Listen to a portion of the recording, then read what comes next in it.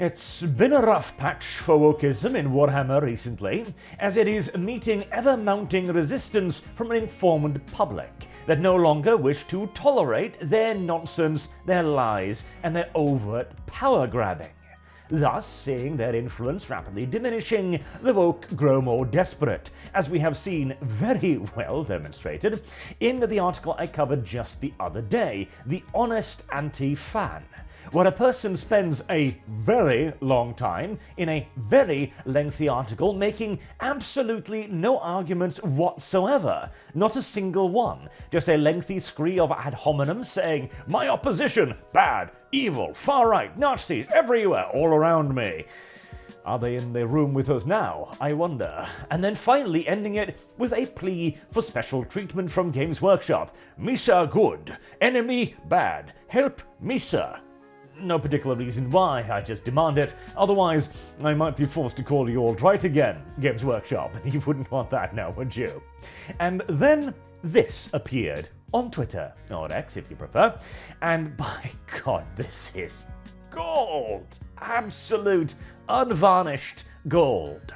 So the purpose of this hobby is to be person goes, "Hey, look at this thing, it's really cool. Wouldn't you like to join?" And the other person goes, "Yeah, but what about that bad element over there? I wouldn't want to be associated with that." And that causes embarrassment for the first person in question.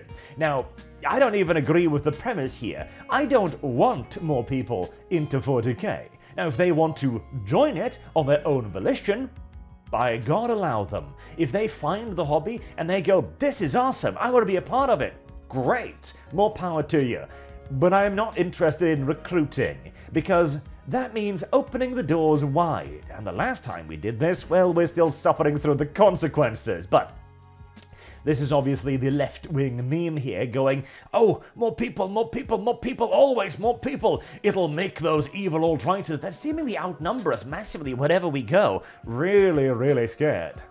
Yes. But anyways, this is my favorite hobby, Warhammer 40k. Skeptical. No BIPOC, women, or LGBTQI+, or Jews. Chuds.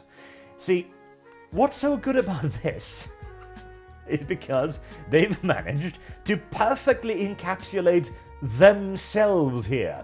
BIPOC, LGBTQI+. These are terms used exclusively by the left. Nobody else uses these unironically other than to mock them. As for, well, Jews...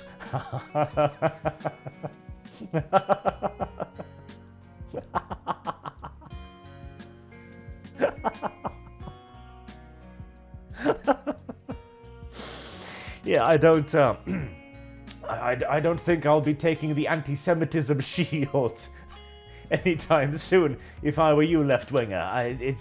It doesn't seem to fit very well. And as for women, well, they too also came out in numbers over this post going, "I've actually got no problems with the hobby whatsoever, except for the woke, of course, who are seemingly trying to go like, no, you must be on our side, and if you're not on our side, you're on the bad side, you vile alt-right females." That's if and when the left actually manages to define woman, that is, of course, but details.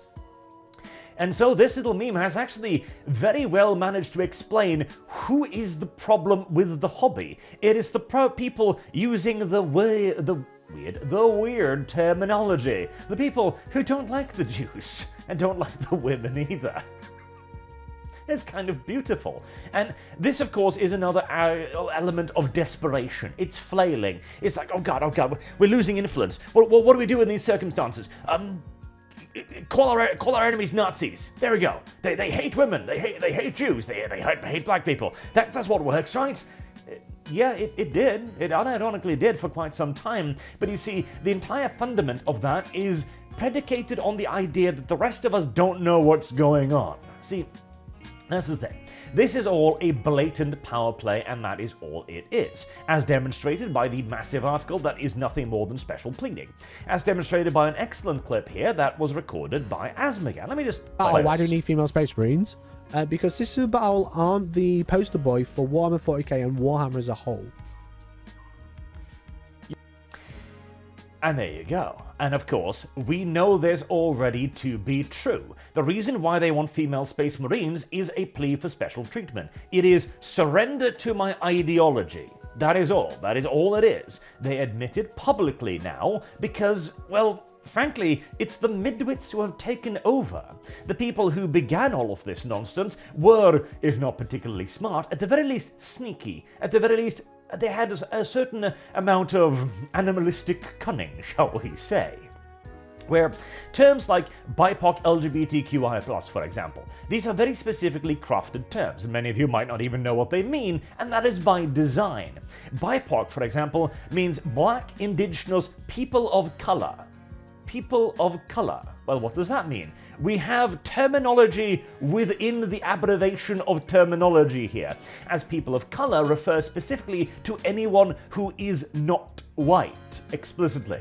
Which makes you then raise the question, hold on, why do you then separate blacks and indigenous from people of color? Well, no particular reason other than to make it confusing for you. Or alternatively, because the originators of a lot of these ideologies were the Germans circa 1930, and they too like to be very specific when they were talking about race. That's my preferred interpretation anyways. As for the word soup, or the letter soup, okay, let me see if I remember my LGBTQ alphabet. So it's lesbian, gay, bi, trans, queer, intersex, plus. Now already you might be wondering, hold on, isn't gay and queer the same thing? Well, not within leftism. And all of this is not designed to make sense. It is not designed to be a word or a term that imparts knowledge onto whomever you are speaking to. See, that's the normal purpose of words. It is to make my position clear to you, to give words totemic value. When I'm talking about the woke, for example, all of you know exactly what I'm talking about. In fact, the majority of normies now know what woke means. It is a fairly simple, rememberable, and emblematic word that means that you can transmit a great deal of meaning in a single word. That is not the purpose of this. The purpose of this is to sound dense, to sound confusing, to sound academic, so that when you're talking to a normie, you go, oh, well, you know, the LGBTQI plus question is very complex. And they go, what? What does that even mean? Oh, don't worry about it. It's very academic, very difficult, but it has to do with gay rights, you see. Oh, well that's good, isn't it? Yes, it's very good. And so when you hear me say this, you should just agree with me, okay? Okay. And it also allows them to feel like they're part of the special club. And that, incidentally, is where the midwits come into the picture. The people who only have the indoctrined knowledge, that don't understand any of these talking points, that have no idea about the underlying politics, that can't quantify why their opposition is bad, why their position is good. They have simply been told, this thing good, good thing, good. You must have people speak out for good thing. Because they can then look at their friends and go, oh, you know, it's very complex terminology, all you need to know is that it's good, in an effort to make themselves sound intelligent. Even when they then make a bald-faced claim for pure power, and nothing more than a power grab, without any sort of idea as to why they're actually doing it, as demonstrated here, where the only point is, they're the face characters. They're the ones that gives us the most power and the most actual forward-reaching appeal to the public, the further sheeps. This, unfortunately, is not a strategy that's working out very well anymore, however, because when people see somebody talking like this, they know who's speaking, and it's not the chud. See, even the word chud implies a certain simplicity, doesn't it? A certain North FC brute-mindishness. Not somebody who's going to be using these ridiculous no-meaning sentences or abbreviations specifically designed to be obfuscating. This is not the chud. It is, however, the woke, which has, again, been seen by so many other people going, hold on. Only one side is actually asking me to pick a side here. And if we are to be very charitable to our opposition here, probably a bit more charitable than they frankly deserve, there is also the possibility that the opposition doesn't understand this, that they are simply just the indoctrinated sheeps. it certainly is possible, that believe genuinely so that their opposition are just Nazis. And we've seen this on several occasions. Indeed, even in my latest debate with Radholm, there was a moment where he was talking about deradicalization. And he brought up the example of, his name escapes me right now, but there was a black person who talked to KKK members and basically tried to de-radicalize them from the KKK by going, hey, I'm a black man, I am decent, I'm normal, right? You can be friends with me, so surely your idea of hating black people is pretty weird, right? And it worked. And sure, I don't dispute this form of de-radicalization functions, but I was sitting there the whole time wondering, okay, but what relevance does this have to 40k? Until afterwards I realized, oh, he genuinely believes that there are massive amounts of Nazi 40k players that are equivalent to the 40k who have never interacted with a black person before and just hate them for reasons unbeknownst. Thus, it becomes a de facto good to de-radicalize them from that hatred of black people by forcing more black people into the hobby. You're not doing this for the benefit of the black people, you're doing this to de-radicalize the ones that are inside there. That's very, very, very weird, and not a situation that exists in reality either. Again, the hobby communities have been incredibly welcoming, unfathomably so, much to their detriment, mind you, as that is why we ended up in our current situation, and why gatekeeping has now become a good thing, where the idea of just going, you can join, we're not going to stop you, but what was your intent here? Do you want to try and destroy this thing? Because if you are, we're going to yell at you. And if you don't, well, welcome in. Which is the reason why, again, we are not really actively recruiting, and why this is the left wing's one positive-esque position in that, well, at least we're trying to bring people in. I talked about the smoke screen in yesterday's video as well, the cover, where they're trying to go like, oh wait, we're actually trying to do a positive thing for the hobby, you see, even as they're pushing their own agenda, even as they seem completely and utterly incapable of defining the thing they are in opposition to. I mean, if they wanted to try and make this more mimetic, the man would come out and just fling out racial slurs, you know? The kind of shit that would get you banned on YouTube, so I'm not gonna repeat it. But just a tirade of the vilest racial slurs you can imagine. But the problem is, half of them belong to the left these days. I mean, if you wanted to be more spicy here, you could replace woman with Bertha, for example, or bleeder. Both left-wing accepted terms for women. Or Jews with white oppressor. Which is also what I've seen Jews been described as by the left. They have completely lost track of the narrative here, and it is now simply that they are operating near purely on dogma. And as they grow more and more, well, frustrated with this, with the idea that, well, why isn't my dogma working? Well, these are good things. I've been told they're good things. Why doesn't everyone recognize them as good things? They keep burrowing down. They keep drilling down to the fundamentals of their argument, which simply remains racism, racism, racism, regardless of whether or not any opposition is located that actually espouses these ideas.